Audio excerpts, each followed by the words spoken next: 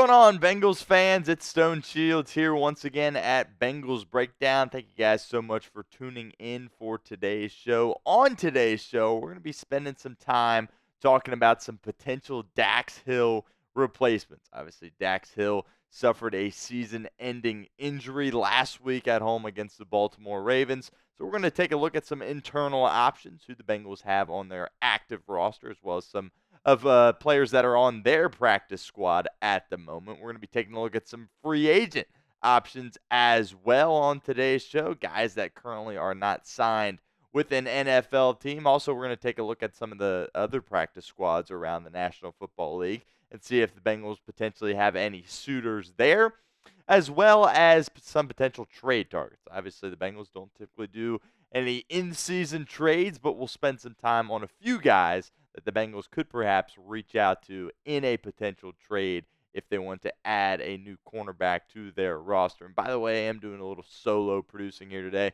So if you see me look down, just bear with me here. Just trying to do multiple things at once. Appreciate your guys' flexibility and patience with that.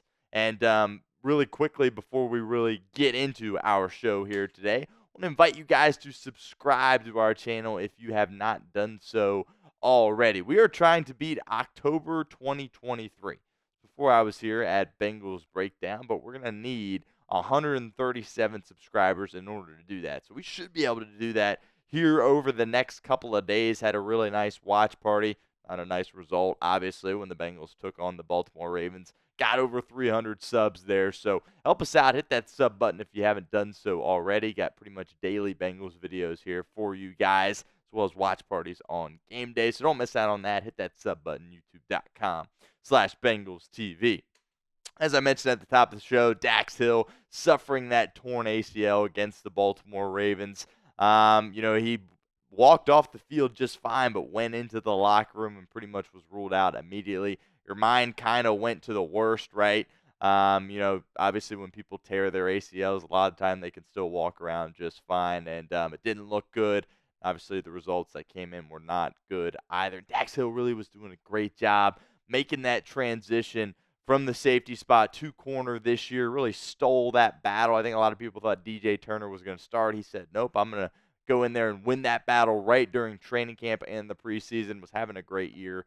Unfortunately, gets hurt. He's definitely going to be a part of the future for Cincinnati defensively, but unfortunately, that will not be in 2024. So let's take a look at some internal options here for Cincinnati. Number one here is Josh Newton. We have seen Josh Newton a little bit this year. If you're not familiar, Josh Newton is the Bengals' fifth-round rookie out of TCU. I thought he had a really good preseason. I thought he had a really solid camp as well. A lot of the coaches were speaking highly of Josh Newton. He had that clip where Chad Johnson, Ocho Cinco, was kind of messing around with him, and he locked him up at a practice. So that's kind of, if you're remembering the name, that might be where it's from. But Josh Newton's a solid player, and we'll see if he is ready to be thrown into the fire. I think that's basically what it comes down to right now. If you don't see a lot of Josh Newton here on Sunday Night Football against the Giants, that just means the staff doesn't believe he is ready to go out there and really contribute at the professional level.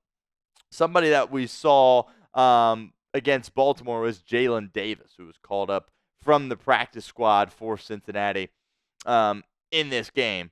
And Jalen Davis is a guy that's played a lot of meaningful football for this team. And I was really happy when the Bengals were able to secure him to the practice squad. He was one of those fringe roster guys. He ends up getting beat out. Dejon Anthony, who we'll get to here in a little bit, was seventh-round rookie that was really able to help take Jalen Davis' spot. Bengals were able to retain Davis on the practice squad. And I think he's a solid option. Like I said, again, he's played some meaningful football for your team here over the past couple of years. So I would say he is probably the primary guy right now that you will see go out there and take a lot of those snaps that Dax Hill is no longer going to get. That leads us to the pinned comment of today's show. Will the Bengals add a cornerback? Type Y for yes or N for no for us in the comments section of today's video. And it is the pinned comment of today's video. So if that ad comes here on YouTube, you know the drill by now. Take advantage of it. Get down in the comment section and let us know what you think.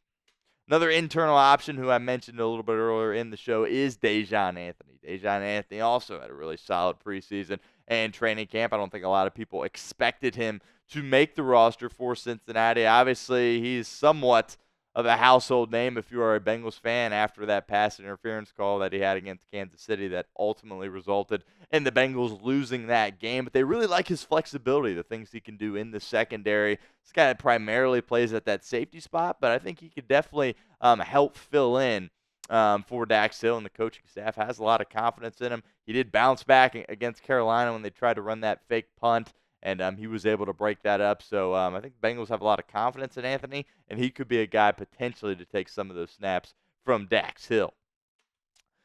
Guy that you might not have remember from the practice squad, Nate Brooks. He played some football for Cincinnati this preseason, spent some time in other leagues, kind of bounced around the NFL a little bit, but I believe he was playing in the UFL for a period. He was good enough to stay on the practice squad. So the Bengals really like to just kind of promote from within when these kinds of things happen. So don't be surprised if Nate Brooks gets an opportunity at some point going forward to potentially get caught up to the active roster and have an opportunity to make an impact for Lou Anarumo's defense.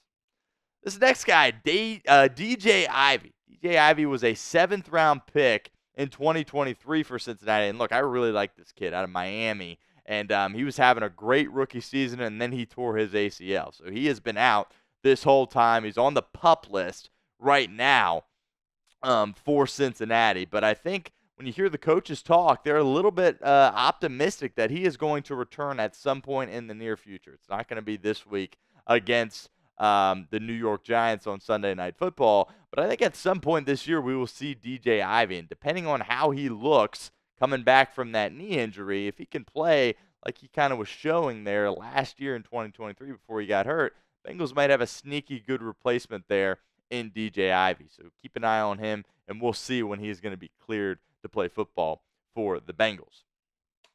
All right, now let's get into some free agent options right now. Xavien Howard is at the top of this list. Xavien Howard used to be one of the best cornerbacks in the National Football League. Now, he's got some off-the-field issues going right now that's, again, we won't really get into on the show. It's just kind of creepy and weird, to be completely honest with you. And I would assume that goes into why he is not on a football team as we speak right now. But he does have ties with Lou Anarumo, who, of course, spent some time in Miami in his career, so that could potentially be an option for Cincinnati. Adoree Jackson, another notable name, could potentially be a free agent the Bengals are looking to sign. Patrick Peterson, of course, used to be a really, really good cornerback. He is unsigned, up there in age. Marcus Peters has bounced around, obviously spent a lot of time in Baltimore, so that certainly would be interesting to have him on the team. Eli Apple.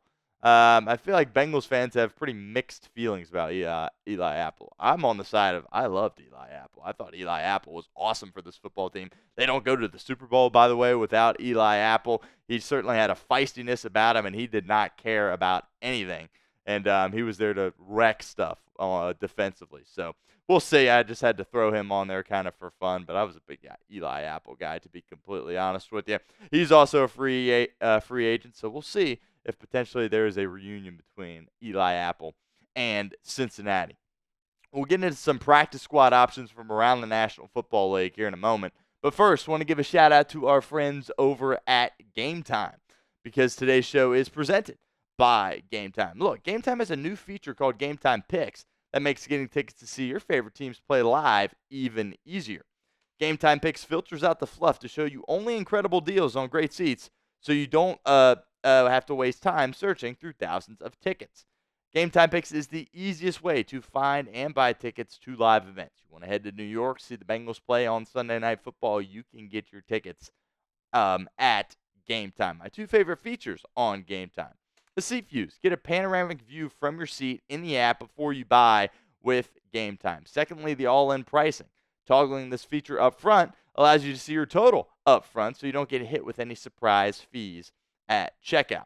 So download the Game Time app today, create an account, and use code CHATSPORTS for $20 off your first purchase. Look, terms apply, but again, create an account and redeem code CHATSPORTS for $20 off. Download Game Time today. What time is it? It's game time. That link will be in the comments and the description of today's video. All right, here are some practice squad options from around the league here that the Bengals could potentially be targeting. Amani Aruwarawa, I butchered that one. Aruwaraye. That's probably not right either, but he got in the game when the Cowboys played the Giants a couple of weeks ago, and he looked okay. So he could be a potential guy that the Bengals could monitor. Really, nobody on this list kind of jumps out at you, right? Shaun Wade, I think Ohio State fans know that guy is just, look, he's just not very good, and I don't think the Bengals would like to add him to their team. He certainly is a notable name, though. Was a former fifth-round pick a couple of seasons ago. Eric Scott Jr. as well could potentially be a name, but these are just some cornerback names that are currently on practice squads throughout the NFL. So we'll see if the Bengals go with this route and try to add someone from an opposing team's practice squad. Another opportunity for you guys to get involved with our show today here at Bengals Breakdown. Name a cornerback you want to trade for. Sound off for us in the comment section. I want to know what you think. Let me know in the comments of today's show. All right, now we get into the kind of fun part of today's show, the trade options, right? And look, I understand Cincinnati probably isn't going to go out there and make a trade, and they're probably not going to get this guy right here, Greg Newsome, and I doubt the Browns would do a deal with Cincinnati. But I had to throw him on here because there's been some trade talk circulating. Greg Newsome II. Look, he's an absolutely awesome corner, and you've heard Joe Burrow speak very highly of him. He's done a great job. Former first-round pick for the Cleveland Browns. They did exercise his fifth-year option, but he has not got that long-term contract that he is seeking and, quite frankly, that he deserves. So he could, be a name that you float around out there, perhaps call about. And like I said, Newsome has certainly given this Bengals team fits in the past. And I think he's a really, really good cornerback. And the Browns, obviously, their season is just a complete mess right now. So he could be a guy that you potentially target in a trade if you are the Cincinnati Bengals. All right, this guy, James Bradberry IV. Look, Bradberry hasn't played this year, and I just don't think he's really good anymore. He's been hurt, so there's not really any trade value right now for Philadelphia. Kind of why I put him on this list. You probably could get him for essentially nothing, but I don't think he can really play corner in the NFL at this point in his career. Maybe there's some safety value, but obviously that's not what the Bengals need right now and for this football team. But James Bradberry, again, he used to be a quality player in this league, but coming off an injury, was not good in 2023. I'm totally passing on trying to get James Bradberry on this football team. All right, now this is the most intriguing guy on the list for me is Jonathan Jones, who has spent his whole career in New England as a Belichick guy. He's really done a nice job, two-time world champion, hasn't played for any other team. And look, the Patriots obviously are in a tough spot right now, and they need to go in the direction of being younger.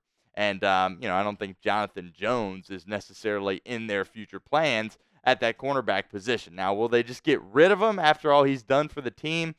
I kind of doubt that would happen. But I think he's still a really, really solid player. I believe he's 31-ish years of age. Again, two-time Super Bowl champion. And I think he's a really solid football player. And the Bengals need a veteran. That's the thing I like a lot about Jonathan Jones is all of his experience. I think when we've seen Cincinnati defensively, a lot of times you're just looking at him out there, and you're like, wow, there's just too much youth on the football field right now for this team. And I think, obviously, Jonathan Jones would help with that, bring some maturity to that defense and just some experience. And he could be a great addition to this team if Duke Tobin and company were kind of going to do something they don't typically do and trade for somebody during the year. All right, another opportunity for you guys to get interactive with our show here at Bengals Breakdown. Would you trade for Jonathan Jones? Type T for trade or P for pass. Let us know in the comments of today's video. All right, last guy here, Emmanuel Forbes Jr. He is a second-year player out of Mississippi State, obviously played in the SEC in college, was a first-round pick. And look, the Washington Commanders secondary has been absolutely dreadful this year, despite, some of the success they've had winning football games. And Emmanuel Forbes really isn't out there playing a ton for this football team this year. And you have to understand, there's a completely new regime in Washington, and this regime isn't who drafted Emmanuel Forbes a couple of years ago. So he is a potential option that could be moved. And as somebody that was drafted in the first round a couple of years ago, and as a top 20 pick, I think there's definitely some upside in Emmanuel Forbes. So we will see if he garners any trade interest and what Washington would do. But again, I think getting a young player in this secondary that also really hasn't proven himself, and the Commanders are going to be looking for a decent package for him since he was a first-round pick. This one, to me, doesn't really make a whole lot of sense.